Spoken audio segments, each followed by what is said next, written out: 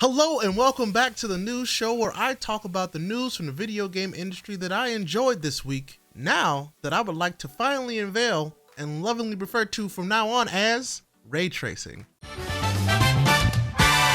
That's right. Welcome to ray tracing. I have 4 stories to cover again this week, and they are as follows. 1.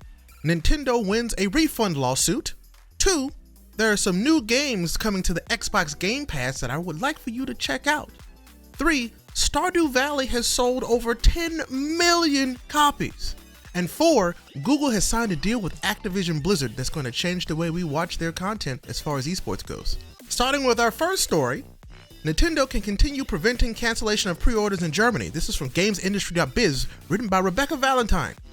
Nintendo has prevailed in a nearly 2-year-long suit brought by consumer advocacy bodies in Norway and Germany, claiming that Nintendo's practice of prohibiting cancellation of pre-orders was in violation of Norwegian and EU laws.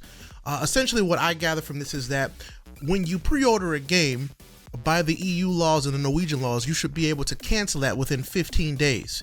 And by Nintendo winning this suit, you can't do that. I would like to think that we should be able to cancel a pre-order for a game, even if it's digital. That sounds like something, unless you went to a store and got a code for it, you should be able to refund it. I don't truly know how digital licensing works for games like this, especially from shops like the eShop, but I do still think that we as consumers should be able to refund digital purchases that are purchased from a digital storefront, like Steam. I believe that we can do that from Steam, and I also even believe that Xbox can do so. I'm not sure about Sony, but I do feel like we should be able to refund digital purchases from these game stores. What do you think? I would like to know what you guys think. Do you think that we should be able to refund games that are purchased digitally that you didn't buy a code for? Or is Nintendo in the right here? Let me know. The second story that I have that I want to talk about is that Xbox Game Pass is getting a few games that I'm really excited about. I love Xbox Game Pass, and this is good news, at least for me. The new games that are coming are as follows. A Plague Tale Innocence, which comes out January 23rd. That's already happened. Indivisible, already also out, came out on the 23rd. Sea Salt, that's coming out January 30th. And Fishing Sim World Pro Tour, also on January 30th.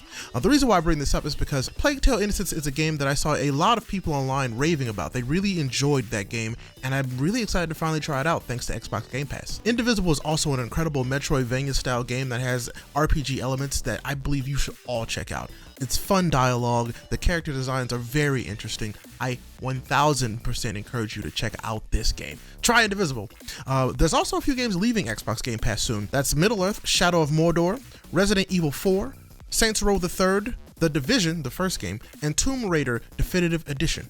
Are you excited about these new games that are coming to Game Pass? Are you disappointed about these games that are leaving Game Pass? You still have time to try them, so get on it. Get on it real quick. The third story I have for you is that Stardew Valley has sold over 10 million copies, according to the creator of the game. That's crazy because that game came out 4 years ago. Stardew Valley, one of the most chill, fun farming simulator games that I've ever experienced, has sold over 10 million copies. I mean, this is a hit as far as indie games goes. I can't believe that this is the game that achieved over 10 million copies sold, especially for indie games. It's charming, it's easy to play. They've made this game more accessible and fun to play as time has gone by, which is fantastic. I would love to see more indie games get more love like this. There's so many indie games now that when games like this stick out and do so well, it's awesome to see. So congratulations to Stardew Valley. Do you love Stardew Valley? Is it a game that you've played? Have you never played Stardew Valley? Does this give you more of an inclination to try it, and that you've seen that it's been so successful? Let me know in the comments down below. I'm gonna go play more of that game right now, probably.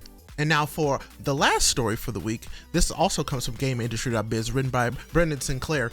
Activision Blizzard and Google sign esports cloud deals.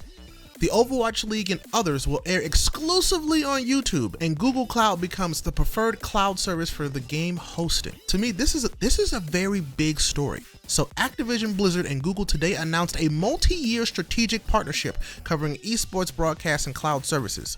Under the agreement, Google-owned YouTube will be the worldwide exclusive streaming provider outside of China for live coverage of the publisher's entire range of esports competitions, all of them.